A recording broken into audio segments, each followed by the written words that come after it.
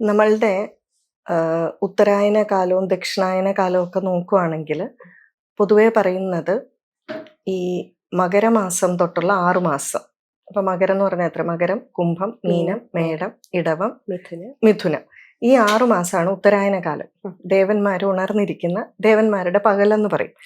അപ്പൊ അതിന്റെ നടുഭാഗം ഏകദേശമായിട്ട് എന്താ വരുന്നത്? മേടം ആയിട്ട് വരും അല്ലെ? മകരം, കുംഭം, മീനം, മേടം. അപ്പൊ നടുവ് ഭാഗം എന്ന് പറയുന്നത് ഈ മേടമാസമാണ്. അത് ഉത്തരായന കാലത്തിന്റെ. ഇനി ദക്ഷിണായന കാലത്തിന്റെ എടുത്താലോ? ദക്ഷിണായനം തുടങ്ങുന്നത് കർക്കിടകത്തിലാണ്. കർക്കിടകം, ചിങ്ങം, കന്നി, തുലാം, വൃശ്ചികം, ധനു വരെ. അപ്പൊ അതിന്റെ നടുവെന്ന് പറയുന്നത് തുലാമാണ്. തുലാം 1. ഈ 2 ദിവസങ്ങൾക്കും പ്രത്യേകതയുണ്ട്. കാരണം ഈ 2 ദിവസങ്ങളിലാണ് രാത്രിയും പകലും ഒരുപോലെ വരുന്നത്. ഏകദേശം ഇപ്പൊ കുറച്ചൊക്കെ മാറ്റങ്ങൾ വരാം. പക്ഷേ ഒരേ സമയമായിരിക്കും രാത്രിയും പകലും ഉണ്ടാകുക. അപ്പൊ അതുകൊണ്ട് ഒരു വർഷത്തില് ശരിക്കും പറഞ്ഞാല് 2 വിഷു ഉണ്ട്. ഈ പേര് വന്നിരിക്കുന്ന എന്താന്ന് വെച്ചാല് വിഷു, വിഷുവം അല്ലെങ്കിൽ വിഷുവത്ത് എന്ന് പറയും. വിഷുവത്ത് എന്ന് പറഞ്ഞാല് ഒരേപോലെയുള്ളത്, തുല്യമായിട്ടുള്ളത്, സമമായിട്ടുള്ളത് എന്നാണ് അർത്ഥം. അപ്പൊ രാത്രിയും പകലും തുല്യമായിട്ടുള്ളത് കൊണ്ട് ഇതിന് വിഷുവത്ത് എന്ന് പറയും. അപ്പൊ അല്ലെങ്കിൽ വിഷുവം എന്ന് പറയും. വിഷുവം ലോപിച്ചാണ് വിഷു ആയിട്ട് മാറിയത്. അപ്പൊ ഒരു വർഷത്തില് ശരിക്കും പറഞ്ഞാല് 2 വിഷു ഉണ്ട്. മേട വിഷു ഉണ്ട്, തുലാം വിഷു ഉണ്ട്. നമ്മൾ പക്ഷെ ഇപ്പൊ അത് എല്ലാത്തിലും ഉണ്ട്. ഇപ്പൊ ശിവരാത്രി എല്ലാ ദിവസവും ഉണ്ട്. എന്താ പറയാ, പക്ഷ ശിവരാത്രി ഉണ്ട് 15 ദിവസം. മാസത്തിലൊരു ശിവരാത്രി ഉണ്ട്, വർഷത്തിലൊരു ശിവരാത്രി ഉണ്ട്.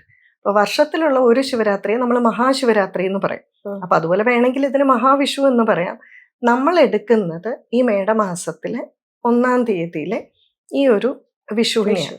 ഇനി കേരളത്തിനുള്ള പ്രത്യേകത എന്താന്ന് വെച്ചാൽ നമ്മൾ പൊതുവെ ഒരു വർഷം ആരംഭിക്കുന്നത് മേടമാസം എന്നാണ് പറയുന്നത്. മലയാളികളുടെ പുതുവർഷം. ശരിക്കും പറഞ്ഞാല് ഈ ശകവർഷം നോക്കിക്കഴിഞ്ഞാല് ഹിന്ദു കലണ്ടർ പ്രകാരം ആദ്യത്തെ മാസം എന്ന് പറയുന്നത് ചൈത്രമാസമാണ്.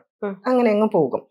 പക്ഷെ ഈ മേടമാസത്തിന്റെ പ്രത്യേകത ഈ ഉത്തരായനത്തില്, അതായത് ഞാൻ പറഞ്ഞു മകരമാസത്തില് സൂര്യൻ വടക്കോട്ട് സഞ്ചരിക്കുന്ന സമയമാണ്. അപ്പൊ ഈ വടക്കോട്ട്, കേരളം എന്ന് പറയുന്നത് ഭൂമധ്യരേഖയിൽ നിന്ന് ഒരു 8 ഡിഗ്രി ചെരിഞ്ഞ് കിടക്കുന്ന സ്ഥലമാണ്. അപ്പൊ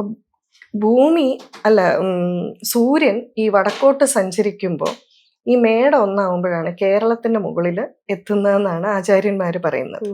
ഈ മേടം 1 തൊട്ട് 10 ദിവസം കേരളത്തിന്റെ മുകളിലായിരിക്കും. ചൂട് കണ്ടാൽ അറിയാമല്ലോ നമുക്ക് ഏകദേശം. അപ്പൊ സൂര്യൻ കേരളത്തിന്റെ ഏറ്റവും മുകളിൽ വരുന്ന ദിവസമാണ് ഈ മേടം 1. അപ്പൊ അതാണ് നമ്മൾ പുതുവർഷമായിട്ട് ആചരിക്കുന്നത്. അതുകൊണ്ട് തന്നെ നമുക്കാണ് ഈ വിഷുഫലമൊക്കെ ഉള്ളത്. ജ്യോതിഷ പ്രകാരം കേരളീയർക്കാണ് വിഷുഫലം. അതായത് നമ്മുടെ പുതുവർഷം.